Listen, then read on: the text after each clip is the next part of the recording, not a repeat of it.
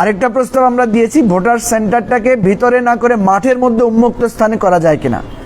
উন্মুক্ত স্থানে করলে কম এখানে যেই আমাদের যেটা হয় খনা খুপড়ি, ছোট ছোট রুম, ভিতরে নানা রকমের এই যে ভোট চুরির বিষয়গুলো থাকে, খোলামেলা জায়গায় থাকলে স্বেচ্ছাসেবকরা যদি চারদিক থেকে বাউন্ডারি দিয়ে রাখে তাহলে ইলেকশনটা ট্রান্সপারেন্ট ওয়েতে করাও যাবে।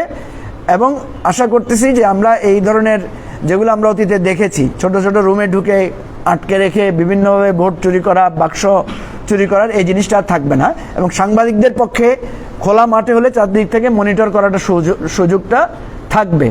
তো এই ধরনের আমরা কিছু প্রস্তাব দিয়েছি। আরেকটা প্রস্তাব দিয়েছি আমরা প্রবাসীদের ভোটের বিষয়টা নিয়ে আমরা ডিটেইল আলোচনা করেছি। আর দ্বৈত নাগরিকদের ভোটাধিকার দেওয়ার জন্য, ইলেকশনে পার্টিসিপেট করার জন্য, যেটা আমাদের দেশে দ্বৈত নাগরিকরা পার্লামেন্ট ইলেকশন করতে পারেন না, অথচ দেখেন দ্বৈত নাগরিকরা কিন্তু চিফ জাস্টিস হতে পারতেছে না। এবং অন্যান্য এবারে আমরা দেখলাম উপদেষ্টা, তার বিভিন্ন কমিটির প্রধান, ওনাদের অনেকেরই ডুয়েল সিটিজেনশিপ আছে। বাংলাদেশ এখন যেভাবে সারা বিশ্বে কানেক্টেড হয়েছে, আমরা মনে করি যে এটা একটা ভালো পদ্ধতি না। ফলে অনেকে নানা ধরনের গোঁজামিলের আশ্রয় নেন, নাগরিকত্বকে হাইড করেন, মিথ্যার আশ্রয় নেন। এটা যদি আমরা ওপেন করে, আরেকটা প্রস্তাব আমরা দিয়েছি, ভোটার সেন্টারটাকে ভিতরে না করে মাঠের মধ্যে উন্মুক্ত স্থানে করা যায় কিনা।